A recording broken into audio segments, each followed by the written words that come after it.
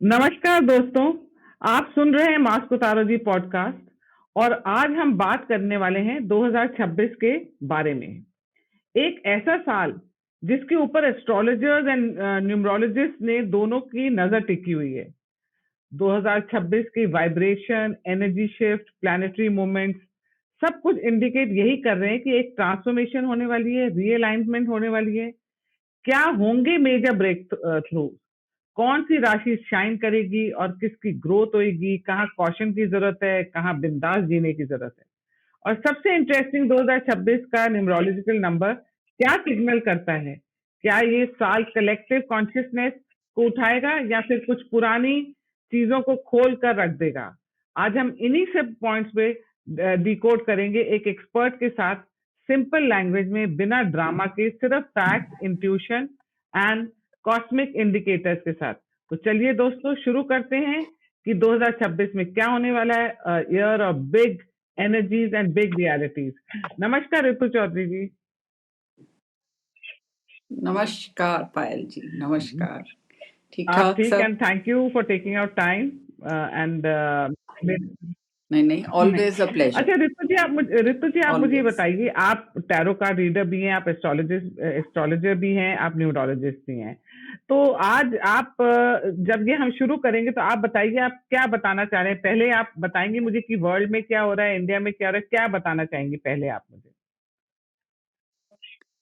पहले मैं आपको बताऊंगी कि हमारे ये जो एस्ट्रोलॉजिकली प्लैनेट्स की कहाँ कहाँ पोजीशनिंग होगी, तो उसका वर्ल्ड के ऊपर क्या इम्पैक्ट होएगा, प्लस 2026 का क्या इम्पैक्ट ओवरऑल लाइफ पर होगा सब। तो अब पहले हम एस्ट्रोलॉजिकली मूवमेंट्स क्या हैं प्लैनेट के, उनके बारे में भी बात नहीं, कर आप पहले सकते वो बताइए वर्ल्ड पे क्या होगा, वर्ल्ड पे इफेक्ट क्या होगा। हैं।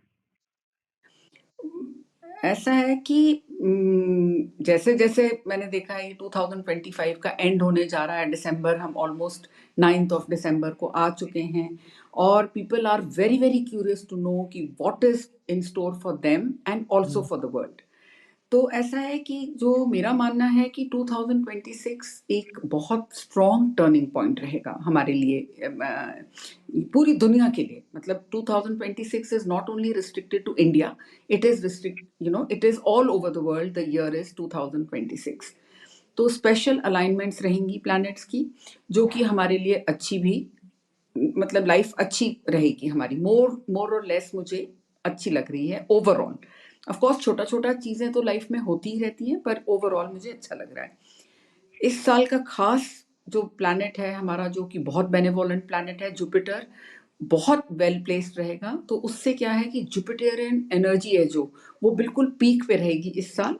और जो शनि जी हैं, वो मीन राशि में ट्रांजिट करेंगे थ्रू द ईयर, तो that is also in the Jupiter का राशि।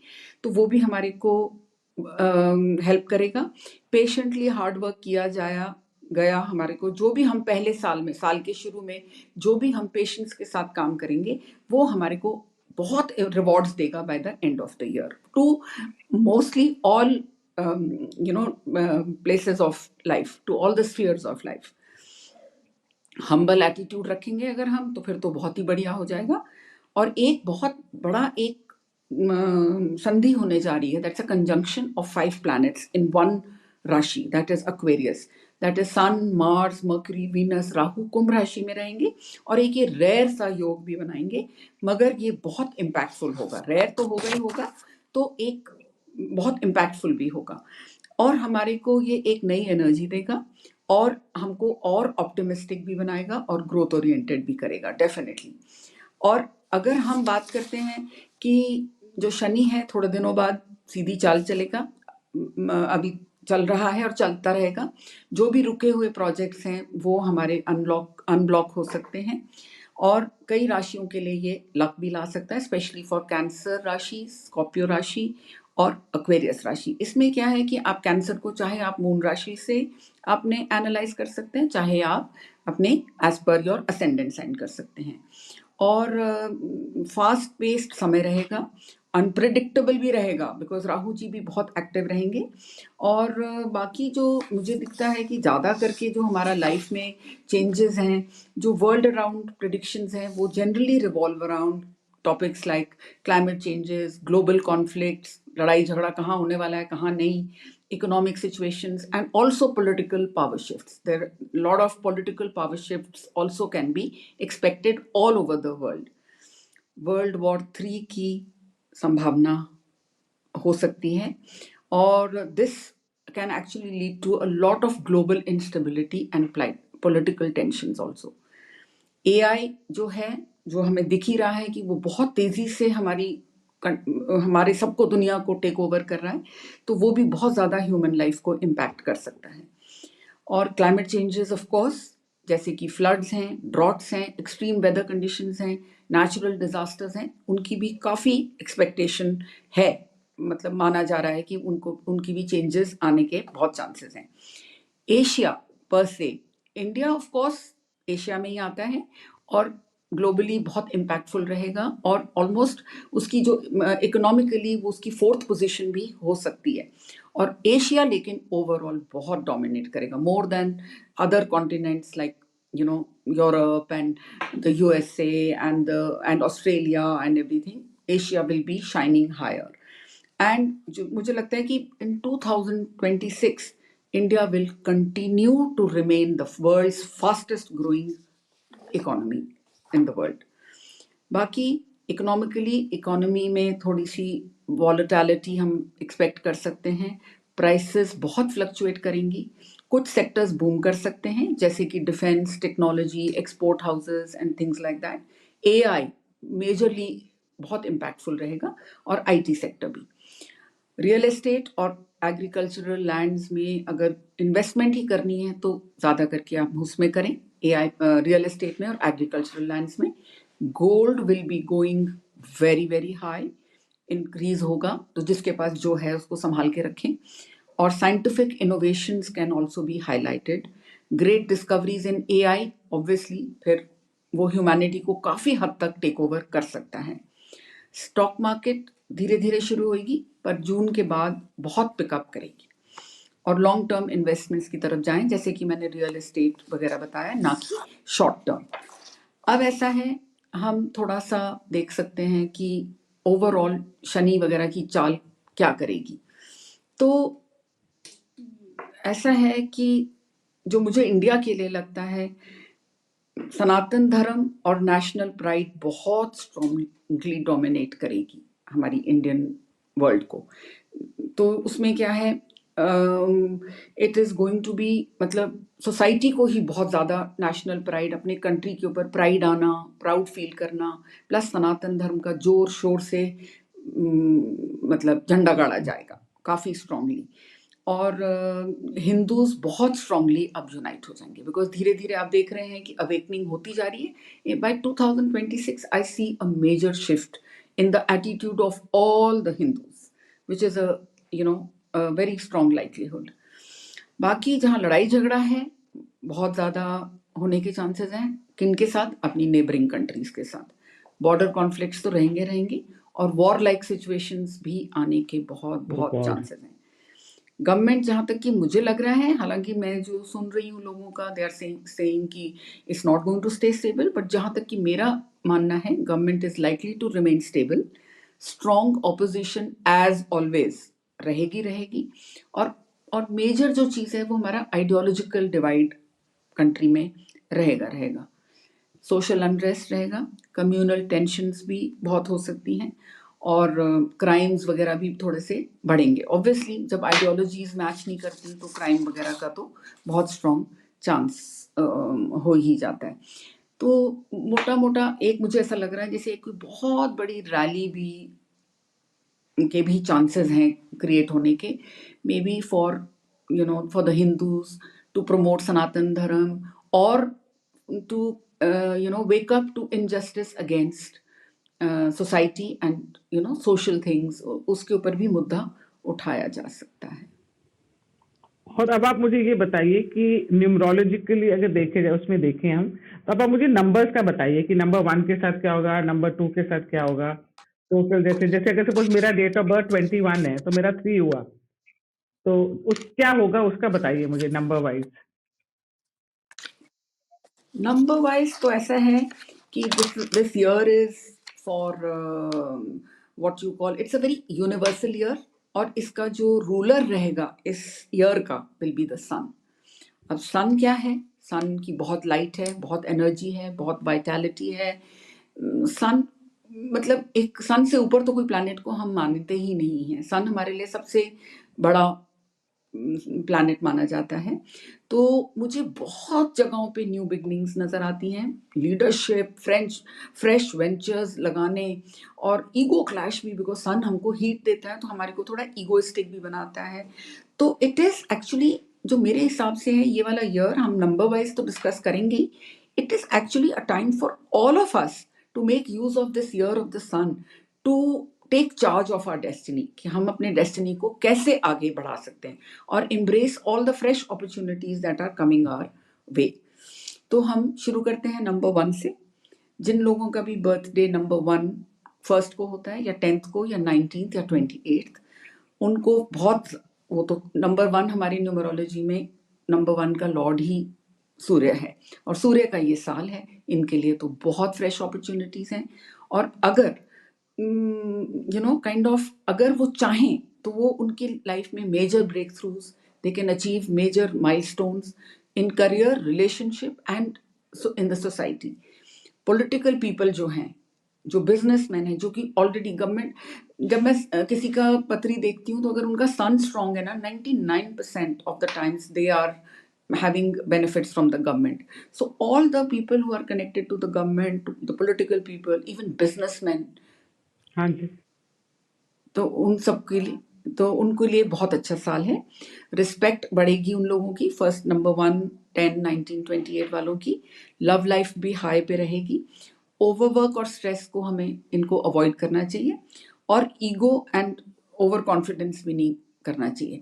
और जहाँ तक कि मेरा मानना है, अगर ये कुछ करना भी चाहते हैं थ्रू द ईयर, अगर ये गायत्री मंत्र चांट करेंगे तो इनके लिए बहुत ही ज़्यादा इफेक्टिव होगा। चलिए तो अब हम बात करते हैं नंबर 2 की। हाँ, नंबर 2 वाले हैं for dates for the 2nd, 11th, 20th and 29th। ये लोग थोड़े 2 नंबर वाले ना थोड़े इमोशनल से होते हैं, they always very very sensitive, because this number 2 as पर numerology is ruled by moon. Moon की टाइड्स उतार चढ़ाव में रहती हैं। आज जैसे हमारा सी तक अफेक्ट हो जाता है मून की टाइड से, तो मून भी रोज हर 2-3 दिन बाद चेंज होता रहता है, तो हमारे लिए emotions are going to be on a high. थोड़ा मूड स्विंग्स रह सकते हैं, और इन लोगों को कॉन्फ्लिक्ट्स को बिल्कुल ही अवॉइड करना चाहिए। और बाकी इनका करियर थोड़ा स्टेबल है, और लव लाइफ में भी ये लोग बहुत इमोशनली सेंसिटिव और डेलिकेट रहेंगे। फैमिली बॉन्डिंग बहुत वार्म हो जाएगी जो लोगों का नंबर 2 का बर्थ है, नंबर 2 जिनका बर्थ डेट है। ओवर थिंकिंग वगैरह भी इनकी ना थोड़ी पीस ऑफ माइंड को अफेक्ट करेगी। तो अगर ये ओम नमः शिवाय चांट करें थ्रू द ईयर, वैसे number 1, and because it's the year of the sun and moon are friends, they are not enemies, तो इसलिए सन इनको फेवर ही करेगा। चलिए तो नंबर 3 के साथ क्या होने वाला है? 3 का तो मैंने जैसे आपको बताया था कि this is the Jupiterian year very likely, और जुपिटर और सन भी बेस्ट फ्रेंड्स हैं। ये आपस में इनका मेल अच्छा रहता है। इनको भी बहुत सी अपॉर्चुनिटीज आ सकती हैं लाइफ में, करियर में, और प्रमोशन भी हो सकती है, जॉब में रिकग्निशन भी मिल सकती है। इनको अपने फाइनेंसेस को बहुत अच्छे से प्लान करना चाहिए, और इनकी जो लाइफ है ना full of warmth and joyful रहेगी, जो इनकी पर्सनल लाइफ है। बिकॉज सन का एनर्जी जब जुपिटर को मिल जाए तो वो बहुत अच्छा हो जाता है। एंड थोड़ा अपने डाइजेस्टिव इश्यूज को थोड़ा सा ध्यान रखें, और सोशल लाइफ भी बड़ी फ्लरिश करेगी। ओम बृहस्पताय नमः का चांटिंग ये लोग करते रहें तो इनके लिए क्या बहुत फिर से इफेक्टिव बोलिए, होगा। क्या ओम क्या करना है? बृहस्पताय नमः, ओके। बृहस्पताय नमः, हाँ जी। तो that is a chanting of for Jupiter, that will be very very तो इफेक्टिव। और ओम भगवते वासुदेवाय नमः अलग चीज होती है, बृहस्पति वो किसी और के लिए है, किसी नंबर और के लिए। नंबर के लिए है। ये तो खैर for Jupiterian, to really enjoy the Jupiterian, because ये जुपिटर भी इस साल हमारा बहुत अच्छा ओके। रहेगा, तो साथ में उसको सन की सपोर्ट मिल जाए तो what more do they want, and number 4? That will be तो वेरी। नंबर 4 पे 4 जो न्यूमरोलॉजिकली होते हैं ना, 4 वाले number, they are generally ruled by Rahu. अब राहु क्या है कि सन को बहुत अच्छा नहीं लगता, लेकिन Rahu by himself is very very powerful. वो हर चैलेंज को भी ओवरकम कर सकता है। तो वो they can also expect a lot of breakthroughs in their life along with challenges. और सडन शिफ्ट्स आ सकते हैं लाइफ में। सडन राहु हर चीज बहुत सडनली करता है। आपको ओवरनाइट आपका कोई माइंड चेंज कर देगा, आपका कोई आपको कुछ अपॉर्चुनिटी दे देगा। और अगर आप उस वक्त आपकी आंख बंद है तो आपको मुश्किल है उस चीज को, अपॉर्चुनिटी को ग्रैब करना। तो वो जो सडननेस है वो आपकी डेली रूटीन को अपसेट कर सकता है। कहीं आपकी जॉब लग सकती है, कहीं ट्रांसफर हो सकता है, कहीं पे आपको नया रोल मिल सकता है लाइफ में। तो ये सब कुछ भी थोड़ा चैलेंजिंग होता है। अगर आपको बोले ट्रांसफर करके आप दिल्ली से आप बैंगलोर चले जाओ या कुछ है, तो it's a sudden shift, although it is for the betterment, but definitely the shift can be a little challenging.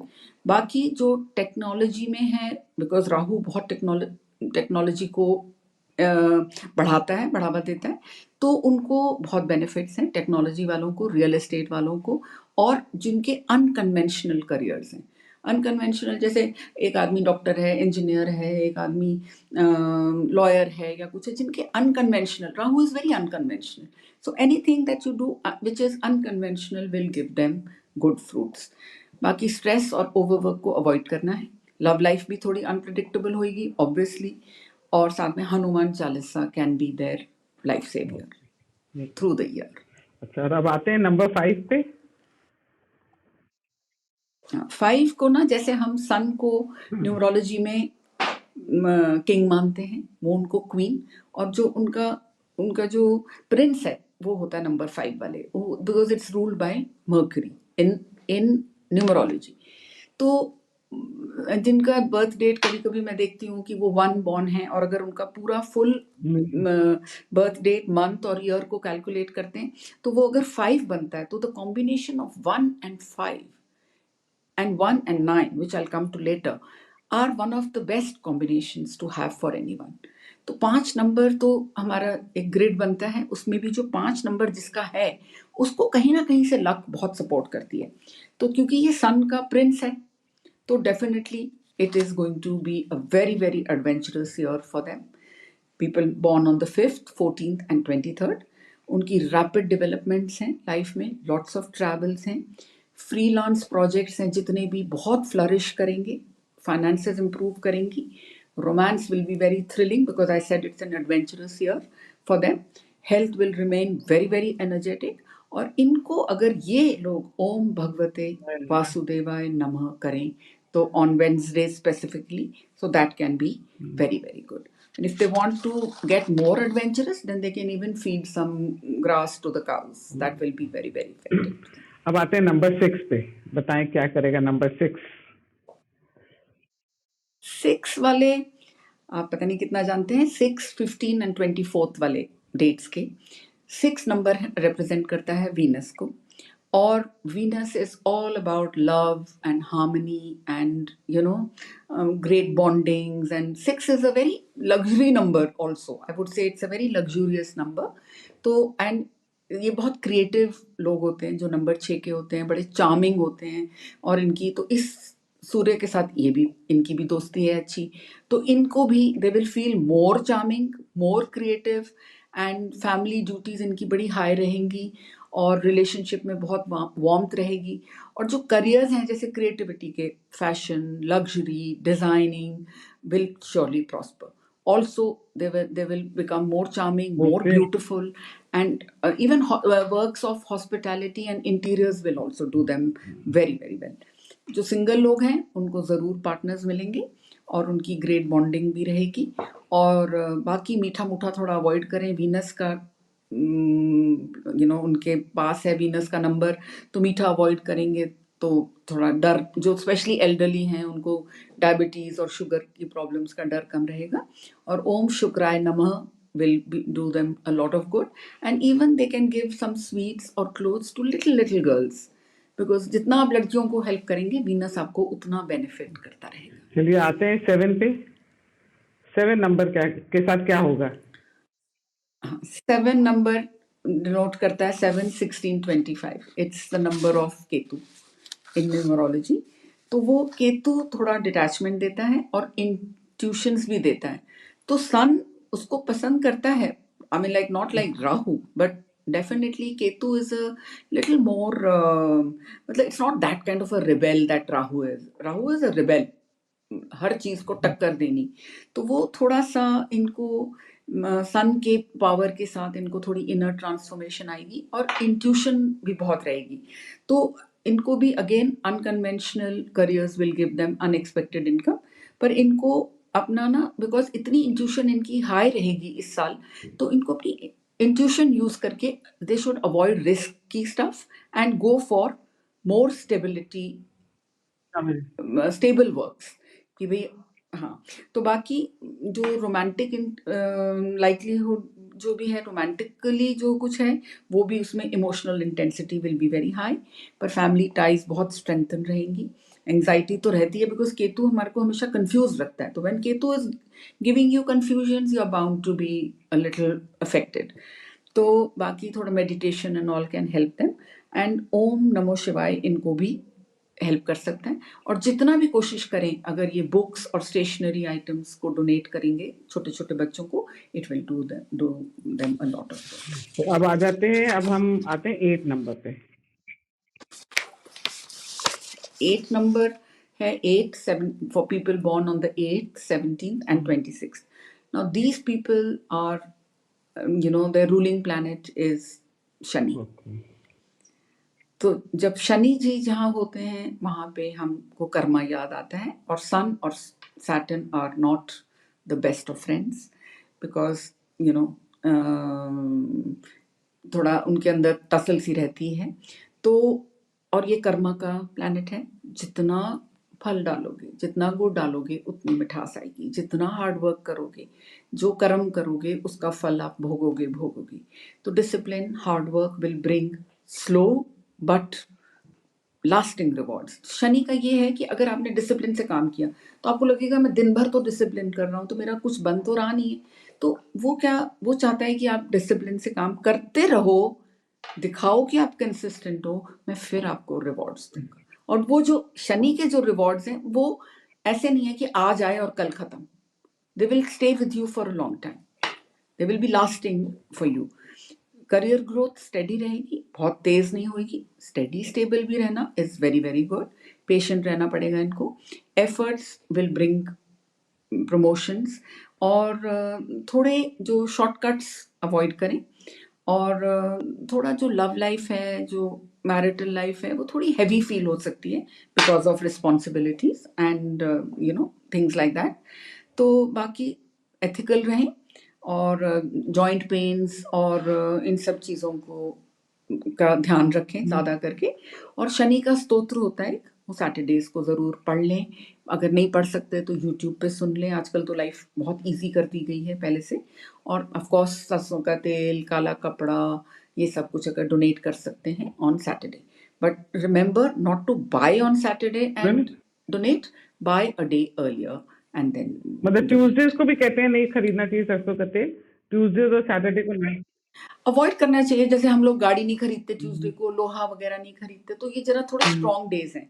तो इनको मतलब माना जाता है हमारे हिंदूज के हिसाब से कि these are a little more challenging days compare to other days. तो इस वक्त ये कर सकते हैं.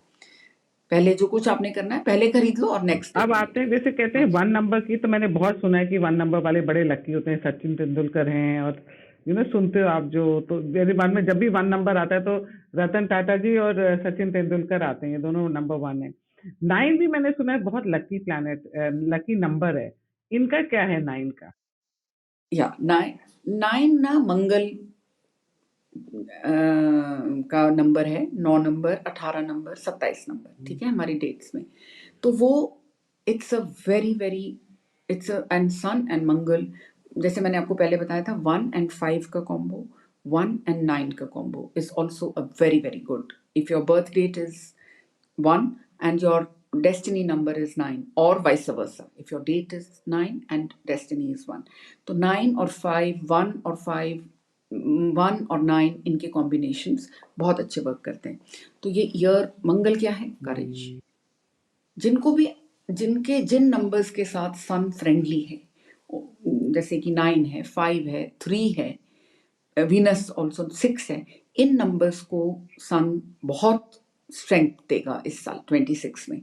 तो इसमें ना इनको करेज होगा, एक्शन ओरिएंटेड रहेंगे, बहुत करेजियस रहेंगे ये लोग इनको। और अगर आ रहा है तो इम्पल्सिवनेस ना रह के, क्योंकि मैंने एक चीज़ देखी है एस्ट्रोलॉजी में इतने सालों में कि आपका प्लैनेट जो आपको साथ अच्छा करना चाहता है वो आपसे कुछ मांगता है। तो मंगल आपको करेज दे रहा है, एक्शन ओरिएंटेड बना रहा है, एडवेंचरस बना रहा है, it's telling you to take action, but if you hold on to your impulsiveness, courage आगे आपको दौड़ना है। अगर आप दौड़ गए और सामने कुछ है ही नहीं तो आप तो गिरोगे ही गिरोगे। सामने अगर कुछ रास्ते में मतलब कुछ आपको कांटे आ गए रास्ते में, कोई और चीज आ गई तो आप तो गिर गए। इम्पल्सिव ना होके देखो, आपने भागना है, आपके अंदर भागने की क्षमता है, भागना है आप भागो, लेकिन ध्यान से भागो, मतलब सोच समझ के भागो। तो then you will get very very constructive goals will be achieved. अपनी एनर्जी को चैनलाइज करें।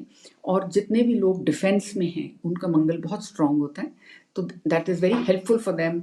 जो डिफेंस के लोग हैं कि लड़ाई मार धाड़, आगे खड़े होना, चार्ज लेना, ये सब लोगों के नंबर मंगल ही होते हैं। और ये सन का ईयर उनको स्पेसिफिकली काफ़ी बेनिफिट कर सकता है, स्पेशली अगर वो नंबर 9 के बॉर्न हैं और आर्मी में हैं या कहीं पे भी करेजियस जगह पे काम कर रहे हैं, तो इनको प्रमोशंस के चांसेस हो जाते हैं।